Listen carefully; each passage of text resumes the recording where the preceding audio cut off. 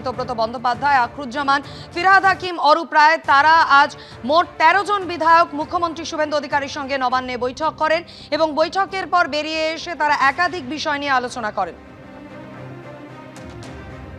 নবান্নে গিয়ে মুখ্যমন্ত্রীর সঙ্গে বৈঠক করে এলেন ঋতব্রত তৃণমূলের ১৩ জন বিধায়ক এবং তার মধ্যে অন্যতম ফিরহাদ হাকিম আমাদের সঙ্গে রয়েছেন।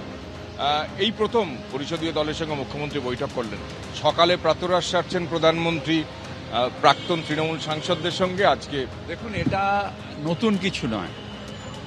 তার কারণ আমরা শুনেছি যে বিরোধীদের সাথে সৌজন্যমূলক ব্যবহার সরকার পক্ষে সবসময় থাকে।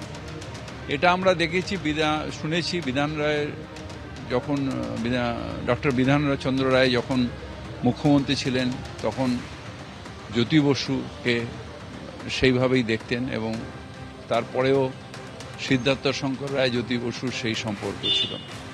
আমরা যখন কংগ্রেস করেছি তখনও দেখেছি যে আমাদের সুব্রত দা, সোমেন দা এদের সাথে তখন জ্যোতি বসুর বা তখনকার মুখ্যমন্ত্রী বুদ্ধবাবুর একটা সৌজন্যমূলক সম্পর্ক ছিল। সুতরাং সৌজন্যটা থাকাটা স্বাভাবিক।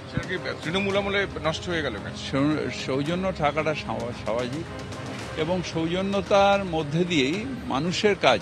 আমি মুখ্যমন্ত্রীর কাছে যাচ্ছি কেন? উনি পাওয়ারে আছেন, উনি সরকারে আছেন।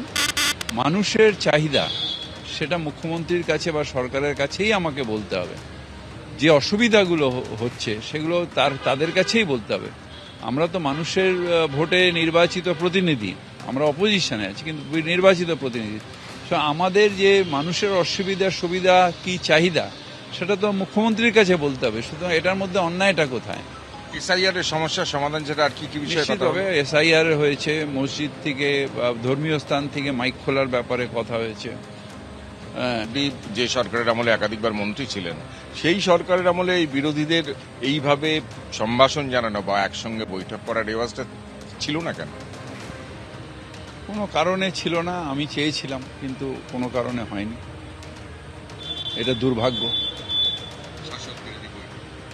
শাসক বিরোধী কিন্তু আমরা চাই যে একটা সৌজন্যের আবহাওয়ায় চলুক। কারণ যদি বাংলায় ডেভেলপমেন্ট হয় আমরা সবসময় সহযোগিতা করতে রাজি। কারণ আলটিমেটলি বাংলার মানুষের উপকার হোক, বাংলার মানুষের সুবিধা হোক, সেটাই আমাদের কাম্য।